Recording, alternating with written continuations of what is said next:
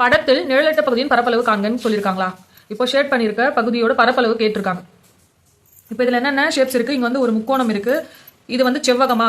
இந்த பக்கம் 4 சென்டிமீட்டர், இந்த பக்கம் 6 சென்டிமீட்டர் கொடுத்துருக்காங்க. அப்போ வந்து இது வந்து ஒரு செவ்வகம், இது ஒரு சதுரம். ஏன்னா 8 சென்டிமீட்டர் 8 சென்டிமீட்டர் பக்கம் ஈக்குவலாக கொடுத்துருக்காங்க. அப்போ ஒரு சதுரமா, ஒரு சதுரம், ஒரு செவ்வகம், ஒரு முக்கோணம் இருக்கு. இங்க வந்து ஷேடட் பார்ட் மட்டும் தானே கேட்டிருக்காங்க. அப்போ நம்ம என்ன பண்ணணும்னா முக்கோணத்தோட பரப்பும் சதுரத்தின் பரப்பும் கண்டுபிடிச்சிட்டு அதை ரெண்டையும் ஆட் பண்ணிட்டு செவ்வகத்தின் பரப்பு கண்டுபிடிச்சு அதில் மைனஸ் பண்ணணும். அப்போ நமக்கு ஷேடட் பார்ட்டோட ஏரியா கிடைச்சிடுமா? இப்போ ஃபர்ஸ்ட் நாம சதுரத்தின் பரப்பு கண்டுபிடிப்போம். சதுரத்தின் பரப்புக்கான ஃபார்முலா வந்து a ஸ்கொயர், பக்கம் இன்டு பக்கம். இந்த பக்கம் என்ன கொடுத்துருக்காங்க? 8 சென்டிமீட்டர். அப்போ 8 × 8 = 64 சென்டிமீட்டர் ஸ்கொயர். இது வந்து சதுரத்தின் பரப்பு.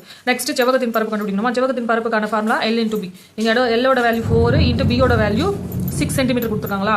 அப்போ 24 சென்டிமீட்டர் ஸ்கொயர். இது வந்து செவ்வகத்தின் பரப்பு. நெக்ஸ்ட் வந்து முக்கோணத்தின் பரப்பு கண்டுபிடிக்கணும். முக்கோணத்தின் பரப்புக்கான ஃபார்முலா நமக்கு என்ன? 1/2 × B × H.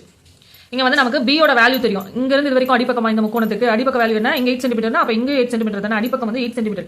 H ஓட வேல்யூ நமக்கு தெரியாது. இங்க பக்கம் மட்டும் தான் கொடுத்துருக்காங்க. அப்போ அதனால நம்ம என்ன பண்ணலாம்னா இந்த முக்கோணத்தை மட்டும் எடுத்துப்போம். இப்போ இந்த பார்ட் மட்டும் எடுத்தா இது ஒரு செங்கோண முக்கோணமா? இது வந்து ஒரு செங்கோண முக்கோணம். இங்க வந்து 5 சென்டிமீட்டர் கொடுத்துருக்காங்க. இதனுடைய அளவு வந்து 5 சென்டிமீட்டர் கொடுத்துருக்காங்க. இதுல வந்து இது கர்ணம்.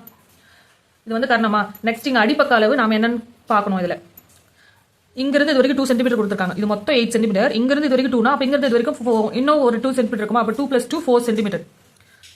இங்கிருந்து இது வரைக்கும் 4 சென்டிமீட்டர், மொத்தம் 8 சென்டிமீட்டர் வந்துருச்சா? அப்போ இந்த செங்கோண முக்கோணத்தோட அடிப்பக்கம் நமக்கு எவ்வளோ? 2 + 2 4 சென்டிமீட்டர்.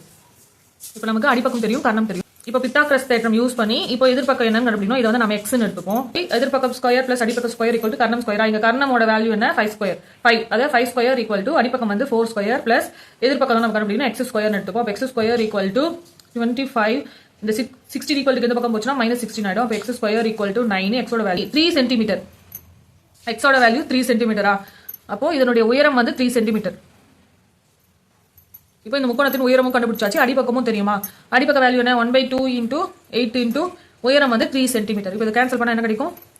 12 centimetre square. இது வந்து முக்கோணத்தின் பரப்பு. இப்போ நமக்கு நிழலிட்ட பகுதியோட பரப்பு மட்டும் தானே தேவை. அப்போ என்ன பண்ணணும்? சதுரத்தின் பரப்பையும் முக்கோணத்தின் பரப்பையும் ஆட் பண்ணிட்டு செவ்வகத்தின் பரப்பு மைனஸ் பண்ணணுமா? ஓ 64 + 12 - 24. 12 - 24 நமக்கு என்ன? -12. 64 - 12 பண்ணா நமக்கு 52 சென்டிமீட்டர் ஸ்கொயர்னு கிடைக்கும். இதுதான் நிழலிட்ட பகுதியின் பரப்பளவு. Option C 52 centimetre.